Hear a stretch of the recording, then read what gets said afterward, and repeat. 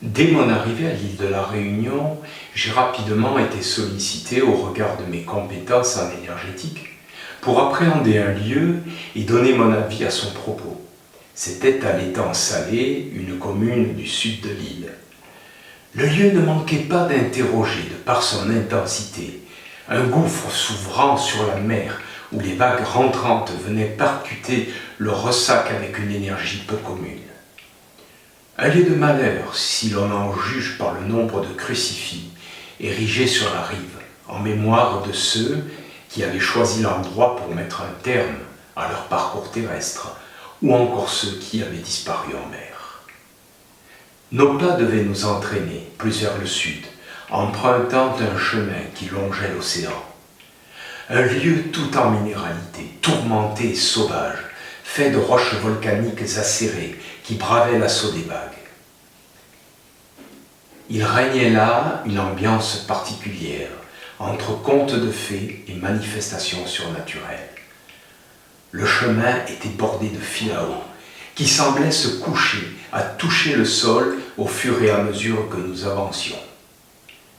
Je ressentais alors que nous progressions vers de véritables portes énergétiques qui s'ouvraient et rapidement nous fûmes en présence de quelques cairns. Apparemment, le lieu n'était pas sans solliciter l'attrait et la créativité des visiteurs qui s'adonnaient volontiers à la construction des cairns.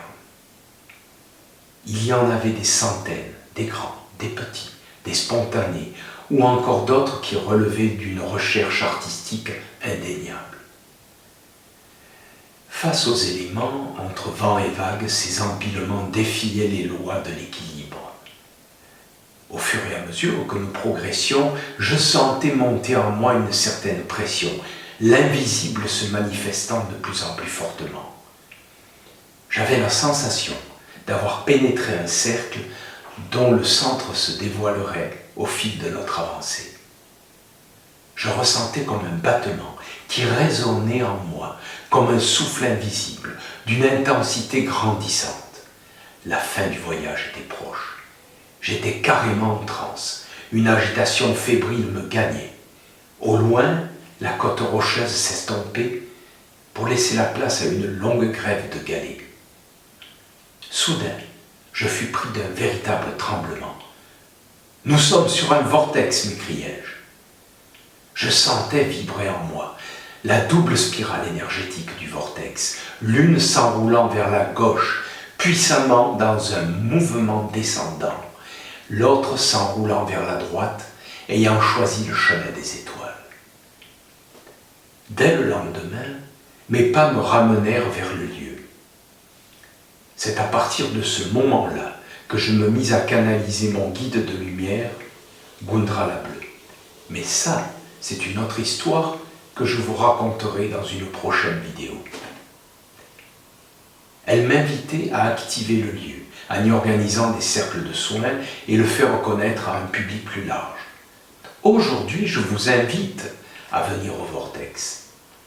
Venir au vortex, c'est avant tout une démarche personnelle. Le vortex, c'est ce merveilleux mouvement d'énergie qui nous amène à renaître à notre vraie nature unifiée. Selon ce que vous vivrez, il vous invitera à vous libérer du poids des personnages fictifs qui hantent votre vie. Le vortex, il vous décape en douceur. Vous pouvez y vivre de la peur ou de la tristesse, si c'est cela dont vous vous libérez. Vous pouvez y vivre de la paix ou une joie profonde quand émerge votre vraie nature unifiée. Le vortex n'est ni positif ni négatif. Il est tout simplement. Il est ce souffle invisible qui vous traverse et vous nettoie. Il est votre ami, votre confident, les bras qui vous y accueillent. N'attendez pas forcément qu'un cercle soit organisé pour vous y retrouver. Il n'y a pas de protocole pour travailler avec le vortex. Trouvez le vôtre, laissez-vous créer la magie, expérimentez juste l'instant. Le vortex, c'est aussi l'entretien du lieu. Les couronnes de pierre et l'autel central sont souvent malmenés par les éléments naturels ou les passages fréquents. Vivre le vortex, c'est reconstruire à chaque venue l'harmonie de l'agencement des galets. C'est se laisser guider comme on construit un mandala.